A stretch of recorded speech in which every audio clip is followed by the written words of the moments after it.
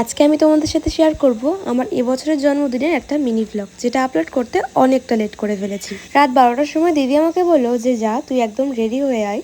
ও জুডিও থেকে আমাকে যে শপিংগুলো করিয়ে দিয়েছিল সেই ড্রেসটা আজকে আমি পরবো। আর এইদিকে দেখো আমি এদিকে রেডি হচ্ছি, আর মা দিদি ভাই মিলে কত সুন্দরভাবে সাজিয়েছে সব কিছু। এই লাইটগুলো কিন্তু আমার ভাই সাজিয়েছে, এগুলোর জন্য ভীষণ ভালো লাগছে। সত্যি কথা বলতে ওই বেলুন দিয়ে তারপর হ্যাপি বার্থডে লেখা থেকে শুরু করে সব কিছু অত ভারী সাজ আমার এখন আর জন্মদিনে ভালো লাগে না। একদম সিম্পলের উপরে এখন আমার সব কিছু পছন্দ।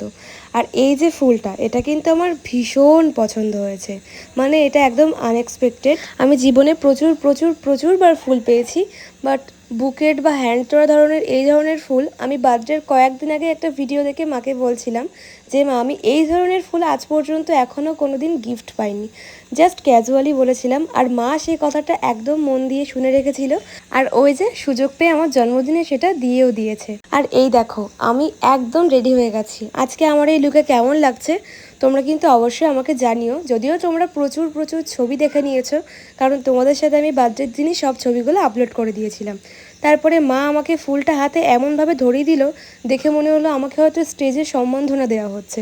তারপরে আমাকেও অনেক দোয়া দিয়ে দিল। আর এই যে বেশি লেট না করে তারপর কিন্তু আমি কেকটা কাট করে নিলাম। কেকটা কাট করার পরে মাকে দিদিকে ভাইকে সবাইকে কেকটা খাইয়ে দিলাম।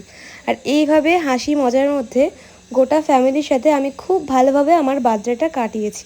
আর এছাড়াও আমার বার্থডের আরও একটা ভ্লগ আসবে, সেটাও আমি তোমাদের সাথে খুব তাড়াতাড়ি কিন্তু আপলোড করে দেব। আর ভিডিও কলে আমার প্রিয় মানুষেরা ছিল, তাদেরকে আমি বলছিলাম তোমাদেরকেও একটু কেক খাই। তোমরা আমাকে অনেকজন শুভেচ্ছা জানিয়েছো, তোমাদেরকে অসংখ্য ধন্যবাদ। তোমরা আমার জন্য বেশি বেশি করে দোয়া করো।